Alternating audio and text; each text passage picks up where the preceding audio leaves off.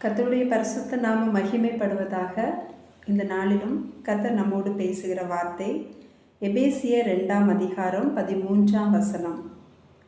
முன்னே தூரமாயிருந்த நீங்கள் இப்பொழுது கிறிஸ்து இயேசுவுக்குள் கிறிஸ்துவின் இரத்தத்தினாலே சமீபமானீர்கள். பிரியமானவர்களே, இந்த வசனம் நமக்கு சொல்லுகிறது, முன்னே தூரமாயிருந்த நீங்கள் இப்பொழுது சமீபமானீர்கள் என்று. முன்னே நாம் யாருக்கு தூரமாக இருந்தோம்? நம்ம தேவனுக்கு தூரமாக இருந்தோம்.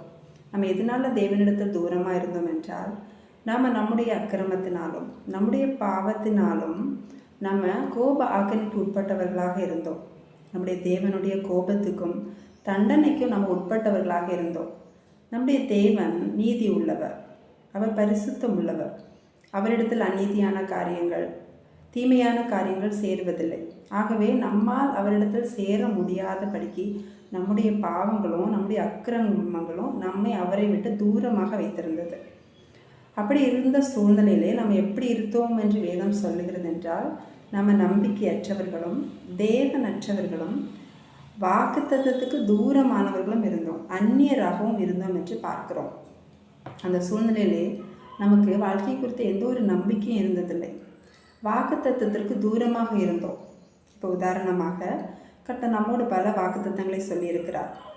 உன்னை மகிமையில் நான் ஏற்றுக்கொள்வேன், நான் உனக்கு சொன்னதை செய்யும் அளவும் உன்னை கைவிடுவதில்லை. இந்த மாதிரி வாக்குத்தத்தங்களை நாம் கர்த்தரிடத்தில் பெறும்போது, அவன் நடத்துகிற அந்த பாதையிலே சிறிதளவு நெருக்கமோ துன்பமோ நமக்கு வரும்போது அந்த வார்த்தை நம்மை உயிரடைய செய்கிறது. நாம் அந்த துக்கத்திலே மூழ்கி இருப்பதில்லை. கர்த்தரை ஏற்றுக்கொண்டவர்களுக்கு அப்படி ஒரு ஆசீர்வாதம் இருக்கிறது. ஆனால் நாம் தேவனற்றவர்களாக இருக்கும்போது நமக்கு அந்த நம்பிக்கையும் இருப்பதில்லை. சின்ன ஒரு காரியம்னாலும் நம்ம சோர்ந்து போகிறோம். ஆகவே தான் அந்த வசனம் சொல்லுகிறது, நம்ம நம்பிக்கையற்றவர்களும் தேவனற்றவர்களும் வாக்குத்தத்தத்துக்கு தூரமானவர்களுமாக இருந்தோம் என்று.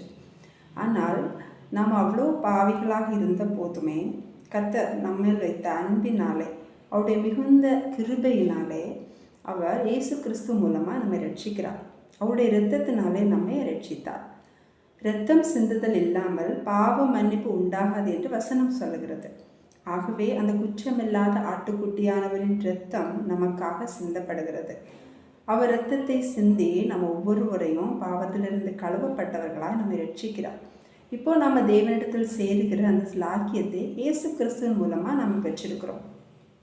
இப்போ பழைய ஏற்பாட்டு காலத்தில் நம்ம பார்த்தோம்னா, ஆசரிப்பு கூடாரத்திலே அந்த பரிசுத்த ஸ்தலத்தில் ஜனங்கள் எல்லாம் பிரவேசிக்க முடியாது. பிரதான ஆசாரியன் மட்டும் அந்த பலி செலுத்தின மிருகத்தோட இரத்தத்தை எடுத்துக்கொண்டு அந்த கிருபாசன தண்டையில் போகலாம், அந்த பரிசுத்த ஸ்தலத்துக்குள் பிரவேசிக்கலாம்.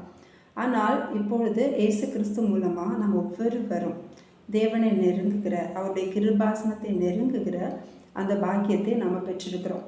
நம்ம தண்டனைக்கு உட்படும் போதெல்லாம் அந்த இரத்தம் நமக்காக பரிந்து பேசுகிறதாக காணப்படுகிறது. எபிரேயர் 2ஆம் அதிகாரம் 15ஆம் வசனம் சொல்லுகிறது, ஜீவ காலமெல்லாம் மரண பயத்தினாலே அடிமைத்தனத்திற்கு உள்ளானவர்கள் யாவரையும் விடுதலை பண்ணும்படிக்கு அப்படியானார். அதாவது வாழ்நாள் முழுவதும் எது குறித்தும் ஒரு நிச்சயம் இல்லாதவர்களாக, ஒரு நம்பிக்கை இல்லாதவர்களாக, பயத்தோடும் கவலையோடு இருக்கிறவர்களாக நம்மை விடுதலை பண்ணவே அவர் எந்த ஒரு குற்றமும் அறியாதவர், பாவம் அறியாதவர், நமக்காக சிலுவையிலே பலியானார் என்பதை நாம் மறந்துவிடக்கூடாது. இந்த ஒரு நம்பிக்கை, ஒரு விசுவாசம் நமக்கு வேணும். அந்த நம்பிக்கை நமக்குள்ளே இருக்கிறதா? இல்லை நாம் இன்றைக்குமே அந்த அடிமைத்தனத்துக்கு உள்ளாகத்தான் இருக்கிறோமா?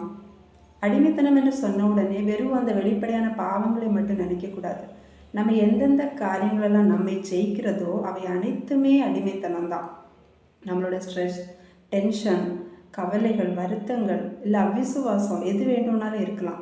இது எல்லாமே நம்மை அடிமைப்படுத்திட்டு இருந்துச்சுன்னா இன்றைக்கும் நாம் கர்த்தரை விட்டு தூரமானவர்களாகத்தான் இருக்கிறோம். அவர் நம்மை சமீபமாக ஆக்கியிருக்கிறார்.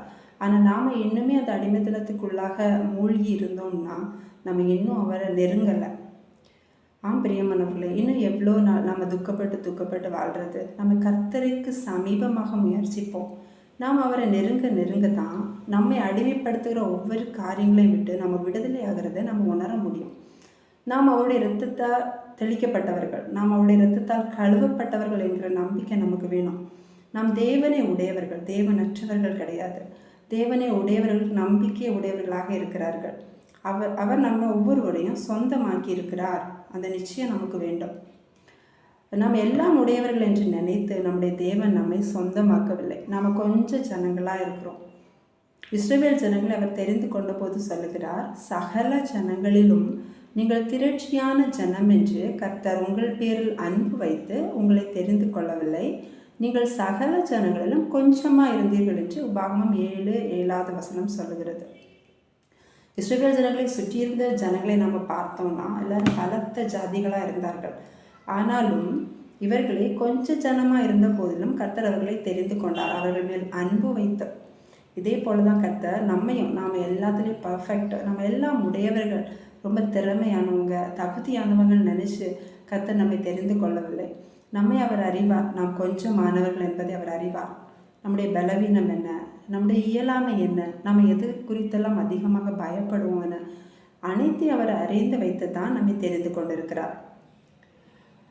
இஸ்ரவேல் ஜனங்களை அவ்வாறு அவர் அந்த கொஞ்சம் ஜனங்களாக இருக்கும்போது தெரிந்து கொண்ட பின்னர் அவர்கள் திரும்பவும் அந்த எதிரிகளை குறித்து பயப்படும் போது கர்த்தர் சொல்லுவார். பாருங்கள், உபாகமம் 7:17 முதல் 19 வரை உள்ள வசனங்களை நாம் பார்த்தோம்னா, அந்த ஜாதிகள் என்னிலும் ஜனம் பெருத்தவைகள், நான் அவர்களை துரத்தி விடுவது எப்படி என்று உன் இருதயத்தில் சொல்லி கொண்டாயானால், உன் தேவனாகிய கர்த்தர் பார்வோனுக்கும் எகிப்தியர் யாவருக்கும் செய்ததையும் உன் கண்கள் கண்ட பெரிய சோதனைகளையும் அடையாளங்களையும் அற்புதங்களையும் உன் தேவனாகிய கர்த்தர் உன்னை புறப்பட பண்ணி காண்பித்த பலத்த கையையும் ஓங்கிய புயத்தையும் நன்றாய் நினைத்து அவர்களுக்கு பயப்படாதிரு.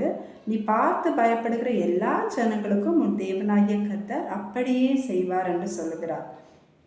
அவர்கள் திரும்பவும் சத்துருக்களை பார்த்து பயப்பட்ட போது ஆண்டவர் எதை நினைக்க சொல்லுகிறார் என்றால், எகிப்தில் அந்த பார்வோனின் அடிமைத்தனத்தில் நீ இருக்கும்போது உன்னை ஓங்கி புயத்தினால மீட்டு கொண்டு வந்தேன்ல, நீ அதை நினச்சி இப்போ பார்த்து பயப்படுகிற சத்துருக்களை பார்த்து பயப்படாத, அவர்களுக்கும் நான் அப்படியே செய்வேன் என்று சொல்லுகிறார்.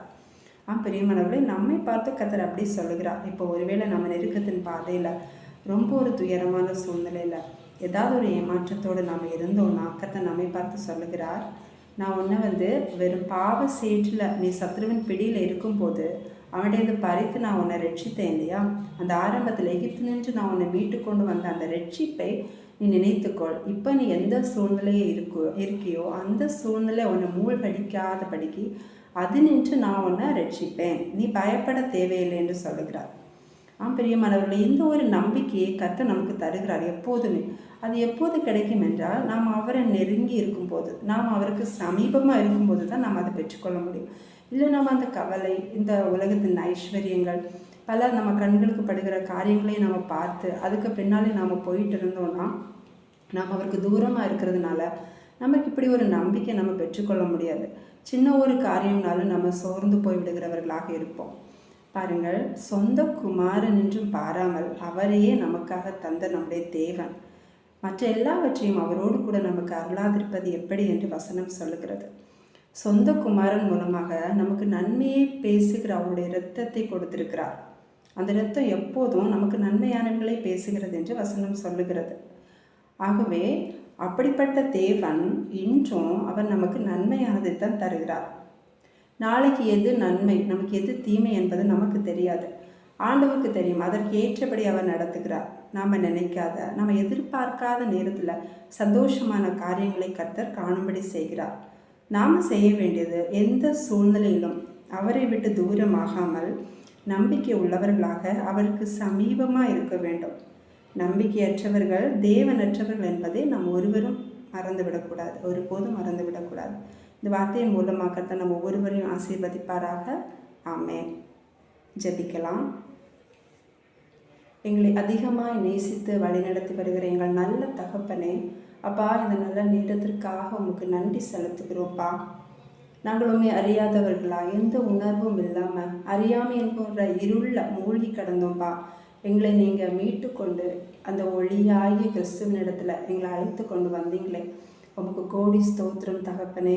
அப்பா, ஒவ்வொரு நாளும் இந்த உலகத்தில் நாங்கள் சந்திக்கிற பிரச்சனைகளாக இருக்கட்டும், சூழ்நிலைகளாக இருக்கட்டும், அந்த சூழ்நிலைகளை நாங்கள் மூழ்கி போய் உமக்கு தூரமானவர்களாக இல்லாதபடிக்கு எங்களை மீட்ட எங்கள் கிறிஸ்து எங்களோடு இருக்கிறார் என்கிற நம்பிக்கை உள்ளவர்களாக ஒவ்வொரு நாளும் தகப்பனே நாங்கள் வாழ எங்களுக்கு அனுக்கிரகம் செய்யுங்க. நாங்கள் நம்பிக்கை அற்றவர்களாக இருக்கக்கூடாதுப்பா. நாங்கள் உண்மை உடையவர்கள், வானத்தையும் பூமியையும் உடைய தேவனை உடையவர்கள் என்கிற நம்பிக்கையோடு அப்பா எல்லா காரியத்திலையும் வாழ்ந்து உண்மை போல் நாங்களும் ஜெயிக்க எங்களுக்கு அனுகிரகம் செய்யுங்க. எப்போதும் உங்களுக்கு சமீபமானவர்களாக நாங்கள் இருக்கணும்ப்பா. பலப்படுத்துங்க. உங்கள் கிருபையை எங்கள் ஒவ்வொருவருக்கும் அதிகமாக தாங்க. எங்களை தாழ்த்துக்கிறோம். இப்போ இயேசு கிறிஸ்துவ நாமத்திலே ஜெபிக்கிறேன் பிதாவே. ஆமேன்.